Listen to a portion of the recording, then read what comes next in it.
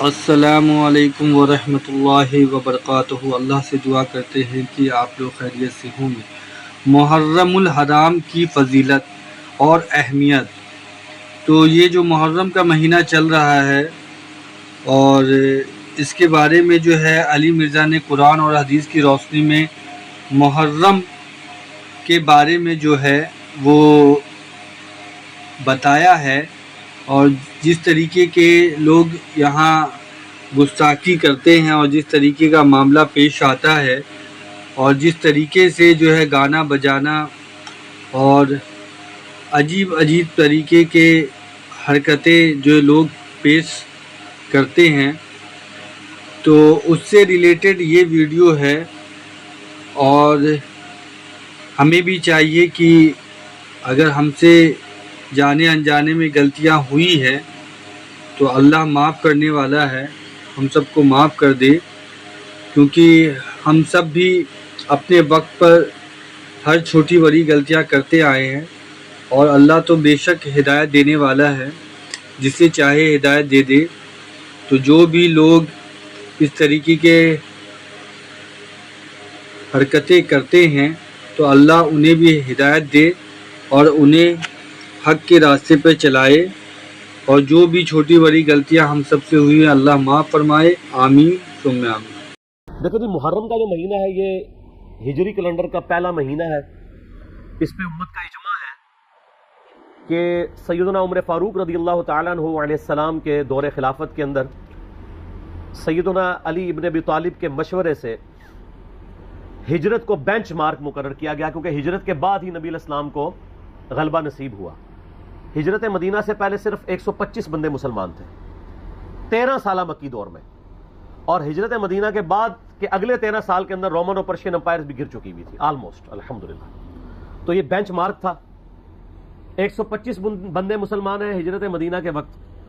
2 ہجری میں غزوہ بدر ہوتی ہے، 3 ہجری میں غزوہ احد ہوتی ہے، 5 ہجری میں غزوہ خندق، 6 ہجری کے اندر صلح حدیبیہ، 7 ہجری میں غزوہ خیبر، 8 ہجری میں فتح مکہ، اور 8 ہجری میں غزوہ حنین مشرکین عرب کے خلاف آخری جنگ ہوتی ہے۔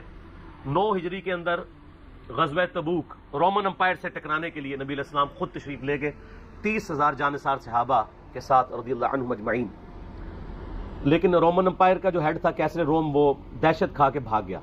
نبی علیہ السلام آلموسٹ وہاں پہ 40 دن تک رہے۔ تمام قبائل سے آپ نے معاہدے کیے کہ یا نیوٹرل رہو گے یا ہمارا ساتھ دو گے۔ اگر کیسر روم اس وقت جنگ کے لیے تیار ہو جاتا تو جنگ یرموک وہیں پہ ہو جاتی، اور پھر نبی علیہ السلام کی 11 ہجری میں وفات ہوگی۔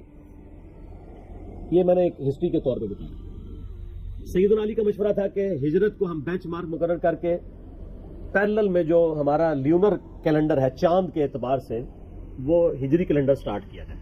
ویسے لیونر کیلنڈر تو اسلام سے پہلے کا ہے، سولر بھی اور لیونر بھی، لیکن پھر یہ اسلام کے ساتھ ہی منسوب ہو گیا۔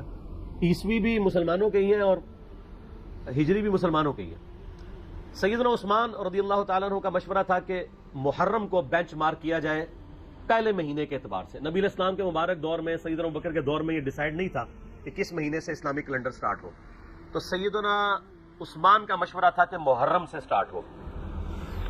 اس کی ٹیکنیکل ریزن یہ ہے کہ صحیح مسلم میں حدیث ہے کہ رمضان المبارک کے بعد اللہ تعالیٰ کو سب سے بڑھ کر محبوب روزے اللہ کے مہینے کے روزے ہیں، اور اللہ کا مہینہ ہے محرم، نبی صلی اللہ علیہ وآلہ وسلم نے فرمایا۔ تو چونکہ اللہ تعالیٰ نے اسے خاص اپنے ساتھ اس مہینے کو کیا ہے، رمضان تو امت کا مہینہ ہے، محرم کے مہینے کو اپنے ساتھ خاص کیا ہے، اس لیے سیدنا عثمان کا مشورہ تھا کہ اسے بینچ مارک کیا جائے۔ اس کے علاوہ سورہ توبہ کی آیت نمبر 36 میں آپ پڑھیں گے کہ جب سے اللہ تعالیٰ نے زمین و آسمان کو پیدا فرمایا تو حرمت والے مہینے 4 ہیں، کل مہینوں کی تعداد 12 ہے۔ آپ دیکھیں لیونر ایئرز دیکھیں، اس میں 12 مہینے ہیں، سولر میں بھی 12 ہیں، اور ان میں سے 4 حرمت والے ہیں۔ وہ کون سے 4 ہیں؟ وہ بخاری اور مسلم دونوں میں یوم النحر کا خطبہ ہے نبی علیہ السلام کا، قربانی والے دن کا۔ اس میں آپ علیہ السلام نے فرمایا وہ 3 کنزیکٹو مہینے ہیں، ذی قعدہ، ذو الحجہ اور محرم، اور چوتھا مہینہ ہے رجب کا۔ یہ 4 حرمت والے مہینے ہیں۔ اسلام سے پہلے بھی ان مہینوں کے اندر جنگ کرنا منع تھی، لڑائی کرنا منع تھا، اور اسلام نے بھی اسے حرام کیا، ان کی یہ حرمت ہے۔ تو اسلامی جب کیلنڈر کا آغاز محرم سے ڈیسائیڈ کیا گیا، پھر محرم کی اہمیت اور بڑھ گئی کہ پہلا مہینہ ہی حرمت والا ہے۔ اس کے علاوہ محرم کے مہینے میں ایک دن ایسا تھا، عاشورہ کا دن، جو بخاری مسلم میں آلموسٹ 50 احادیث ہے کہ جو اسلام سے قبل بھی مشرکین عرب اس دن کا روزہ رکھتے تھے، اسلام نے اسے کنٹینیو کیا، اور جب تک رمضان کے مہینے کے روزے فرض نہیں ہوئے، یہ عاشورہ کا 10 محرم کا روزہ فرض تھا۔ عاشورہ کا لفظ بخاری مسلم میں موجود ہے۔ جب یہ فرض ہو گیا تو بخاری مسلم میں آتا ہے، نبی علیہ السلام نے فرمایا یہ آپشنل ہے۔ اس کے علاوہ ایک اور حدیث بھی ہے بخاری اور مسلم میں، جب نبی علیہ السلام ہجرت کر کے مدینہ شریف آئے اور آپ کو یہ پتہ چلا کہ یہودی جو ہیں وہ 10 محرم کا روزہ رکھتے ہیں، تو آپ علیہ السلام نے ان سے پوچھا کیوں رکھتے ہو؟ تو انہوں نے کہا کہ ہم اسے عید کے طور پہ مناتے ہیں۔ ایک طریق میں آتا ہے عید کے الفاظ، ایک میں آتا ہے ہم خوشی کا دن مناتے ہیں، ایک میں الفاظ ہیں ایام اللہ میں سے ہے۔ یہ تینوں الفاظ بخاری مسلم میں ملتے ہیں۔ تو آپ صلی اللہ علیہ وآلہ وسلم نے فرمایا ہم زیادہ حق رکھتے ہیں کہ حضرت موسیٰ علیہ السلام کا یہ دن ہم منائیں، تو آپ نے فرمایا تم بھی روزہ رکھا کرو۔ مسلمانوں نے پھر سے اس روزے کو شروع کیا۔ پھر بخاری مسلم کی ایک حدیث میں آتا ہے کہ ایک صحابی نے عرض کیا کہ اللہ کے محبوب صلی اللہ علیہ وآلہ وسلم آپ تو ہمیں مخالفت کا حکم دیتے ہیں یہود و نصارہ کی، تو یہ انہی کی پیروی ہو جائے گی۔ تو آپ نے فرمایا کہ اگلے سال میں زندہ رہا تو 9 محرم کا روزہ رکھوں گا۔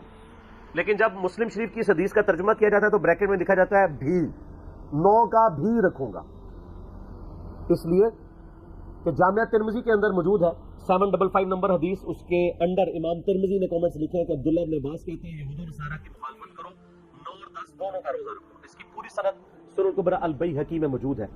اس کے علاوہ جو اہل تشیع کا اس روزے پر اعتراض ہے، یہودیوں کا بھی ایک اعتراض ہے کہ جی ہم تو کوئی نہیں رکھتے، تو میں نے بتایا کہ اب وہ مہینے چینج ہو چکے ہیں، آج بھی وہ اس دن کو مناتے ہیں، لیکن ان کے اس مہینے کا نام تشریع ہے۔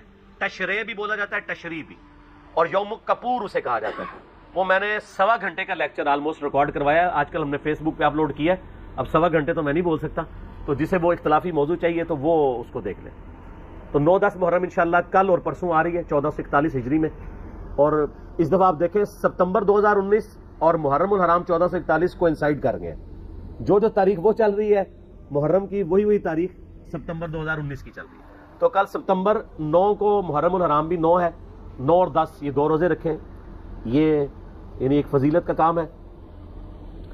باقی پھر اسلام میں تو محرم کی اہمیت اس وقت زیادہ بڑھ گئی کہ جب اس امت نے نبی صلی اللہ علیہ وآلہ وسلم کو قبر میں گئے ہوئے صرف 50 سال گزرے تھے کہ آپ کی پوری اولاد کو سوائے چند ایک کے میدان کربلا میں مظلومانہ شہید کر دیا۔ سیدنا حسین ابن علی رضی اللہ تعالیٰ عنہ کی شہادت نے اس مہینے کو اور عاشورہ کے دن کو ہمیشہ کے لیے امر کر دیا۔ ویسے اگر آپ بخاری مسلم میں تو آتا نا اس دن فرعون ڈبویا گیا تھا، ایام اللہ میں سے ہے۔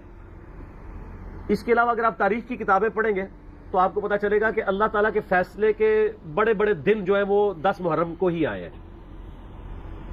10 محرم کے دن ہی یونس علیہ السلام کو مچھلی کے پیٹ سے نجات ملی تھی۔ اب اس پہ حدیثیں سپورٹنگ نہیں ہیں، لیکن تاریخ میں یہ روایتیں ملتی ہیں۔ 10 محرم کے دن ہی اللہ تعالیٰ نے سیدنا آدم علیہ السلام اور سیدہ حوا کی ملاقات کروا دی تھی۔ اس کے علاوہ کئی اور واقعات آپ کو ملتے ہیں، اس ڈیٹیل میں جانے کے لیے ضرورت نہیں ہے۔ اس قسم کی آپ نے اگر میٹھی میٹھی باتیں سننی ہو تو طارق جمیل حافظہ اللہ تعالیٰ کے آج کل کافی کلپ چڑھے ہیں، وہ آپ دیکھ لیں۔